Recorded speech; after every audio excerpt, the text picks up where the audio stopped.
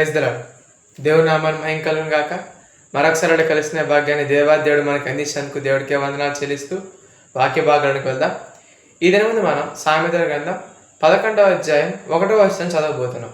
దానిలో ఏముంటుందంటే, దొంగ త్రాసు యెహోవాకు హేయము, సరి అయిన గుండు ఆయనకి ఇష్టము అని ఒక వాక్యం రాయబడి ఉంటుంది. ఆ వాక్యం మనందరికీ చాలా ఉపయోగకరమైనది. మనం దాన్ని చూసింది ఏమనుకుంటామంటే, అది వ్యాపారులకులే త్రాసు మాత్రమే కదా చెప్పాడు అని మనం అనుకుంటాం. కానీ సరి అయిన గుండు అంటే ప్రతి ఒక్క విషయంలో అది వర్తిస్తుంది. అంటే మనం చేసే పనిలో కూడా సరైన పని చేయాలి.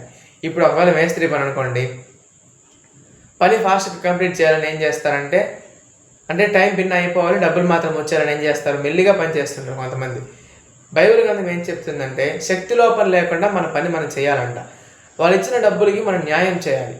అలాగే మాట్లాడుతున్న మాటలు కూడా సరి అయిన మాటలు మాత్రమే మనం మాట్లాడాలి. అది సరి అయిన అనే పదం మనం దానికైనా యూజ్ చేసుకోవచ్చు. అంటే మనం మాట్లాడే మాటలకు, మనం చేసే చేష్టలకు, మనం చేసే పనులు ఏదైనా సరే సరిగా ఉండాలి, దేవునికి ఇష్టకరంగా ఉండాలి.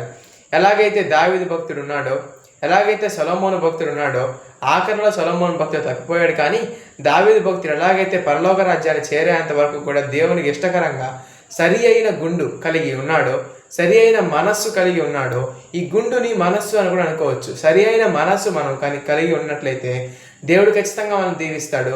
కాబట్టి ప్రతి ఒక్కరు కూడా ఏ విషయంలో అయినా సరే మంచిగా సరిగా ఉందాం, సరైన గుండు కలిగి ఉండేవారుగా తయారు చేయబడదాం. రేపటి దినమందు బైబిల్ గ్రంథంలోని మరి యొక్క జీవిత పాఠంతో మీ ముందు ఉంటాను. ఈ వాక్యాన్ని దేవుడు దీవించి ఆశీర్వదించును గాక. ఆమేన్.